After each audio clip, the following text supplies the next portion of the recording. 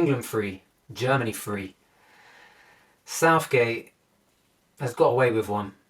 And this was a game that was hugely important. So important. So much pressure was on this game. So many eyeballs. This is the game before the World Cup. And the form that we've been on has been so poor that this game was... It was imperative that we got a good performance and the system worked and the selection was correct and things made sense. And after watching that game, it was a game of two halves. The second half completely has changed the whole tone and the whole feeling around this Nations League run that we've been on. This poor form. There was a glimpse of the spirit that we showed in the Euros. I felt it, when we were 2-0 down today, out of nowhere, after slowly picking ourselves up after a poor 20 minutes. The opening 20 minutes of this game was shocking. After picking ourselves up from individual errors and mistakes that we're going to get into, we showed some tenacity and we managed to claw back and even go one in front. And it felt amazing. And it felt like the Euro sensations all over again. But again, individual mistakes are coming to haunt us, and some of the hard work of some players in this team and the players that deserve to be in that 11 is being undone by individual errors where the manager is showing blind faith in players that are just not at it. Now, there's nowhere else to start but Harry Maguire, and I really don't want to be one of those people who just talks about Harry Maguire and slags him off, and the guy has been under enough criticism. I don't think there's been a footballer who has come under the spotlight and had to receive the abuse that Harry Maguire has. The price tag, being given the captain's armband, the mistakes he's made. It's hard to watch, it's painful to watch. And Ten Hag has dropped Harry Maguire. He doesn't play for Man United. He is not. He is a captain on the bench. His career is in disarray. Mentally, I can only imagine what he's going through. He hasn't got many examples, any previous players that have quite gone through what he's gone through that he can go, oh, how did this player get out of that? Like, he's quite an individual case. And I respect Gareth Southgate for trying to reignite his football career at the moment, which is in the mud. But I just feel like Harry Maguire needs a break. What Ten Hag is doing for him is fantastic. And unfortunately, Southgate hasn't quite realised that he probably needs to do the same thing. Because Harry Maguire needs a break from the game, a break from the pressures of the game. Like, he needs to be enjoying his football again. And I don't feel like mentally he should be in these kind of games where the pressure is on. And I don't think that's an unfair criticism, and it's not a scathing attack on the man or the player, because I think on his day he's a fantastic player, but he's got some fragility issues that keep getting highlighted when he's thrown in to games of massive magnitude and the pressure is on.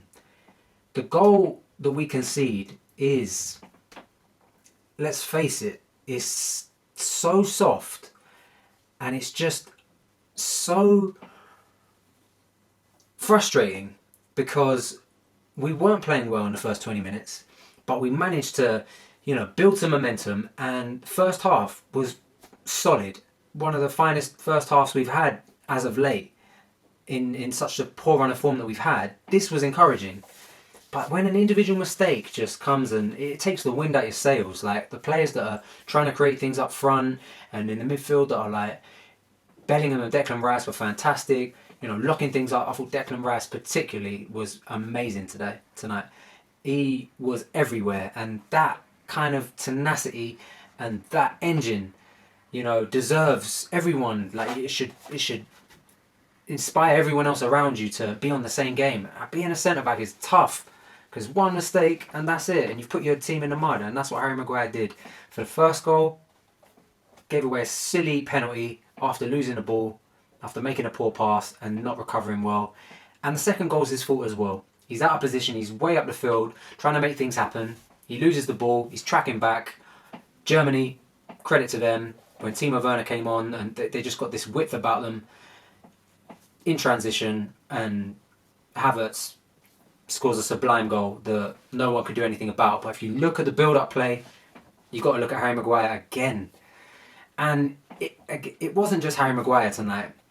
Luke Shaw, John Stones and Nick Pope. These are all our defenders. This is all of the people that we need to be at the top of their game at the moment. And yes, Luke Shaw pulls one back, and he also creates a chance for Sterling that was a fantastic ball, but he was poor. He was poor. Again, doesn't look at it. He's not getting games at United. He looks off. Confidence issues.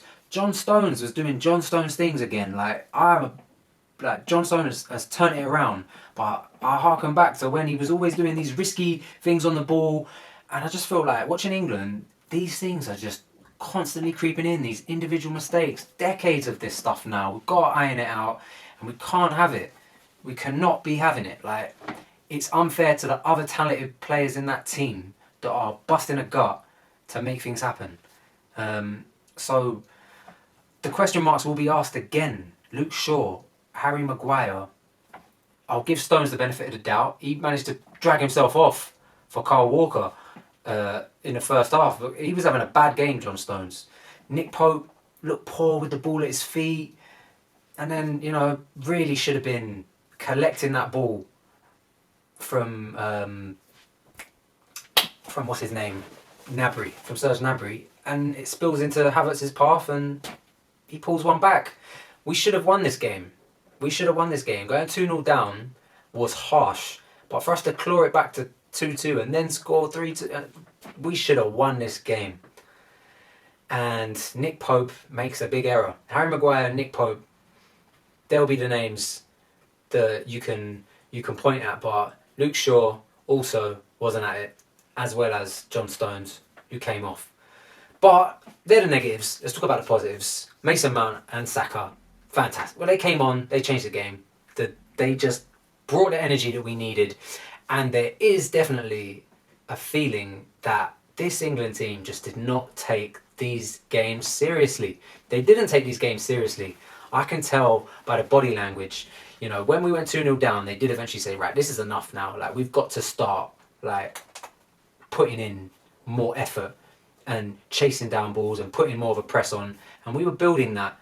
But I feel that's all this is.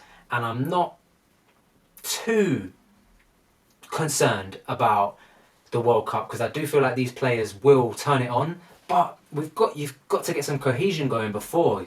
Italy won the Euros after going unbeaten for 15, 20 games. It's not a coincidence. You do need pre-season this year. Look at all the teams that played badly in pre-season. Chelsea, I know very well. We're in the mud. You need to build on this, but I do feel like these English players did not take this tournament seriously, and I can't blame them because it is a bit of a nonsense tournament. There's so many games, and we've got a World Cup coming. These are sort of exhibition matches, but for that reason, why he's fielded some players and rested others, it doesn't make sense. Why did we not see Ivan Toney? Why did we not see Tammy Abraham? These are the players that we wanted to see. Trent Alexander being dropped, I hope it's just a case being that he's a dead cert to go on a plane, but that's probably not. Does Gareth Southgate see Trent Alexander as a luxury player now? Is that really what it is? We've got Kyle Walker, we've got Kieran Trippier, we've got Reece James. Now Reece James goes without a doubt. Kyle Walker and Kieran Trippier. On my last video, I was saying Kyle Walker definitely deserves to go, but his time might have come. It might have to just be the three. Trippier is a hard man to displace. He didn't get a sniff. It's just a weird one. It's an absolute weird squad selection. It's weird performances, and I just put it down to these players not taking this tournament as serious.